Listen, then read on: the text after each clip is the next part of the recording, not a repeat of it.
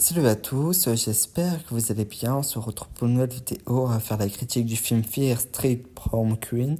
Fear Street 1988 pour savoir dans quelle année se passe ce quatrième film où nous retrouvons une jeune fille qui s'appelle Laurie qui va faire un bal de promo et elle veut devenir reine du bal de promo de l'année 1988, sauf que ça va pas se passer comme prévu, car lors de ce bal de promo, il va voir les concurrentes une par une qui vont se faire assassiner par un meurtrier.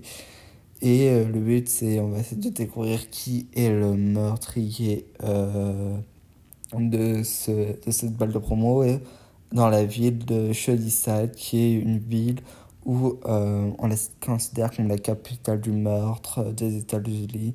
Chaque année, il se passe quelqu'un qui tue des gens, voilà, c'est quelqu'un de normal, et en fait, il commence à péter les plombs et décide de tuer les gens.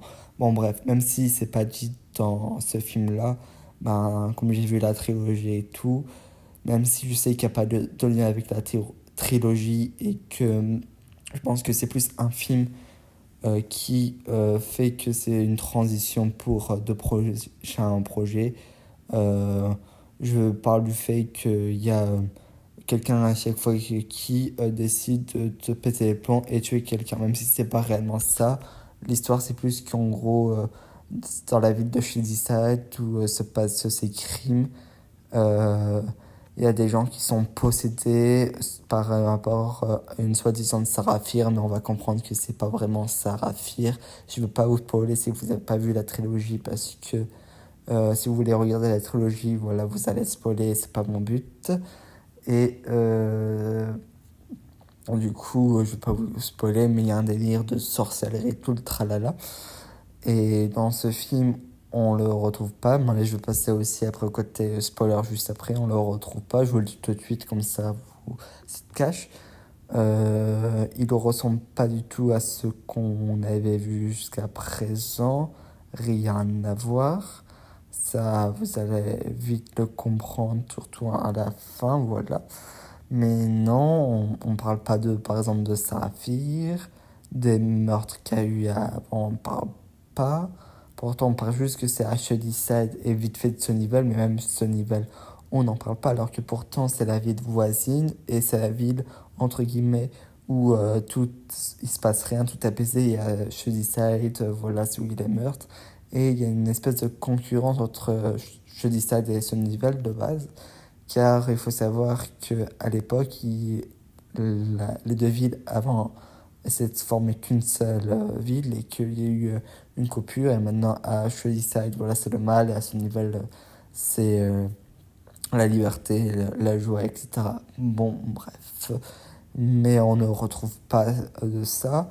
Bon, il y a juste une petite référence à Saraphir sur les toilettes, mais sinon, on n'en parle pas, alors que pourtant c'est un peu le symbole de Fear Street, hein, même si je sais que c'est rien à voir avec la trilogie.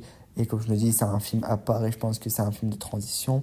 Je pensais quand même avoir quelques petites références, même si dans la trilogie, la boucle elle est bouclée, alors en soi, voilà. Mais comme ça se passe en 1988, techniquement, je pensais qu'on allait quand même en parler, même si on le sait, nous, en tant que fans, ceux qui ont vu la trilogie, qu'est-ce qui se passe vraiment avec Saraphir. Mais bon, on ne retrouve pas. Maintenant, je vais commencer par le côté spoiler. Et juste avant, je vais juste faire mon avis. Personnellement, j'ai été déçu de ce quatrième film. Je le sais très bien que ce n'est pas une suite. J'étais pourtant hypé parce que j'avais fait 2 vidéos concernant le film. Mais malheureusement, j'ai eu tellement faux sur ma théorie. De toute façon, je le savais au moment qu'ils ont sorti leur premier trailer, où j'avais compris que ça allait être beaucoup plus différent que la trilogie. Je savais qu'il allait pas avoir de suite concernant la trilogie en 1988. Euh, Ça se passe entre deux, voilà, ça se passe avant les événements de 1994. Bon, après les événements de 78. Mais bon, voilà. C'est vrai qu'il y a une petite référence. Bah, à la fin, on dit juste que voilà, les meurtres qu'il y a eu, c'est plus terrible que ceux de 1978 avec la référence du camp actuel. Mais sinon, sans plus. Non, j'étais assez déçu. Personnellement, je m'attendais à beaucoup mieux. Euh, Même si je sais comment ça se passe, qu'on parle un peu de Sarah Fear, c'est un peu le symbole de Fear Street. Là, on n'a même pas parlé de Sarah Fear. J'ai pas compris pourquoi. Même si on sait comment. Et pour ceux qui ont vu la trilogie, bah, parler de temps en temps de Sarah Fear, même si c'est pas tout le temps, ça aurait été cool. Je suis pas fan personnellement du délire balle de promo en film d'horreur. C'est vrai que ça pourrait faire penser à Carrie ou à des séries comme Pretty Little Liars ou du coup Pretty Little Liars plutôt Original Thing, je sais plus.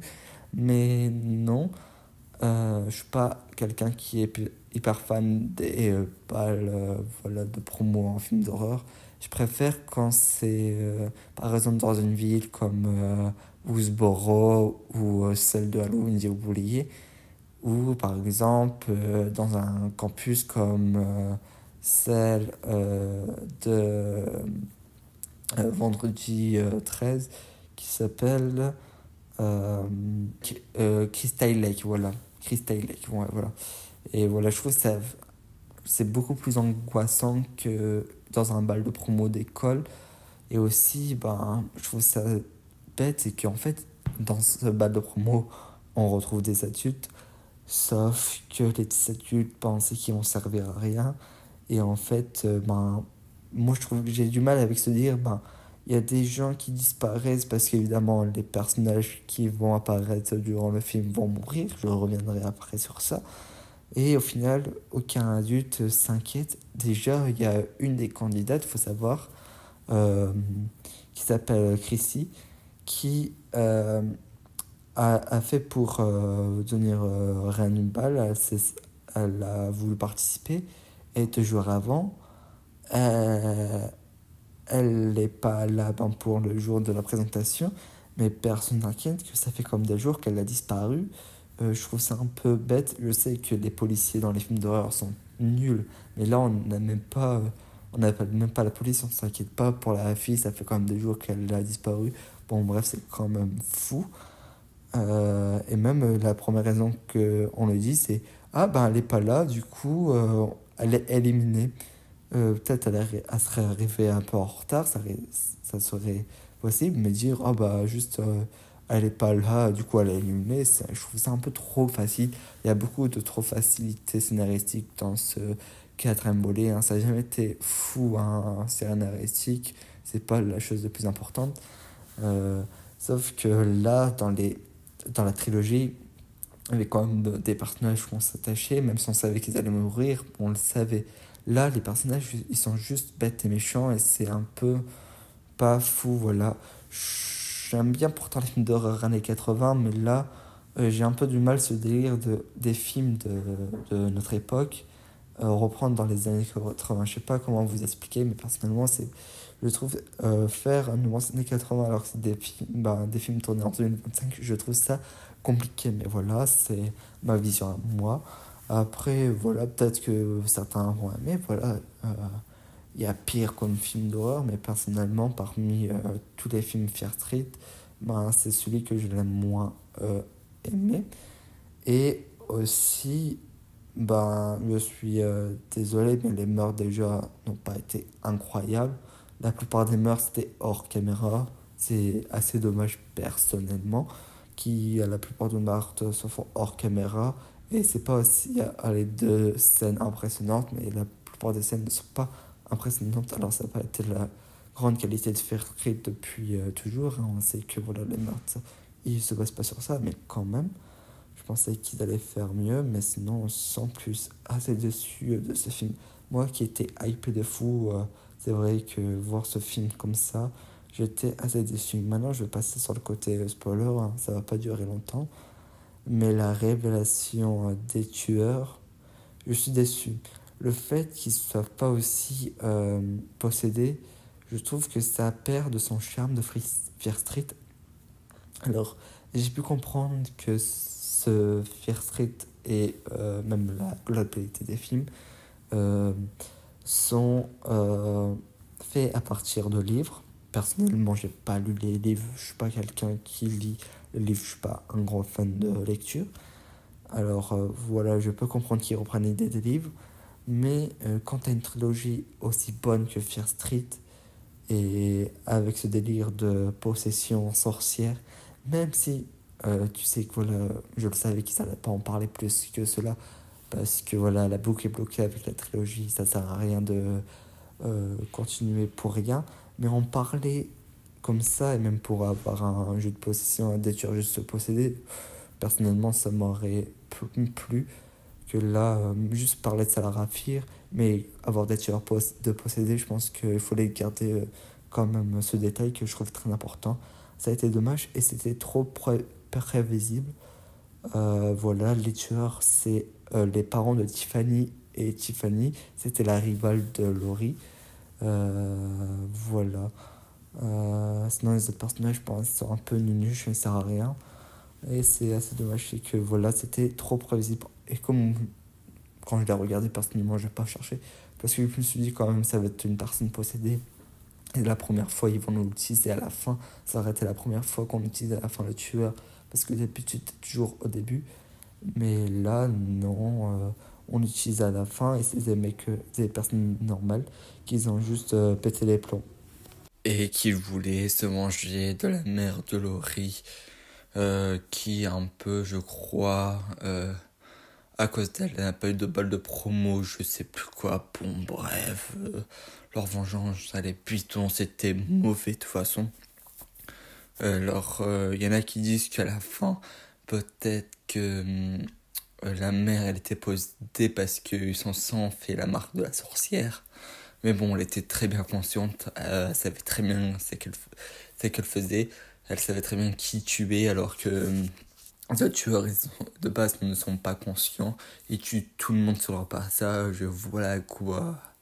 C'est juste son sang qui a fait une marque, alors peut-être qu'après, quelqu'un l'a possédé, parce que c'est possible que même quand elle est morte, même si le meurtrier meurt, ben, qui peut être possédé. Bon, bref, c'est possible.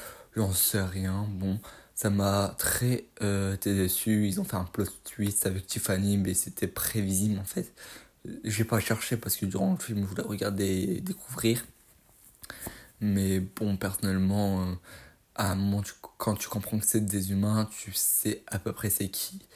Ils essaient de faire quoi? C'est peut-être quelqu'un de la promo ou une fille ou quoi. Et au final, tu le découvres, ils te font un plot twist en mode waouh, en fait, il y a aussi Tiffany, mais c'est tellement prévisible que non, j'ai pas accroché plus que ça. Je voulais revenir sur un dernier petit détail.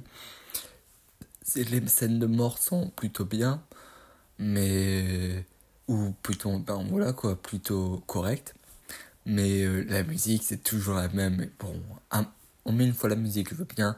Une deuxième fois, je veux bien la même musique. Mais au bout de 3, 4, 5, les courses-poursuites, ça devient embêtant. C'est juste énervant à force. Et pour moi, ils ne sont pas réinnovés sur la musique plus que cela. Merci d'avoir suivi cette critique. J'espère que la vidéo vous a plu. N'hésitez pas de liker, de commenter, de partager et de vous abonner.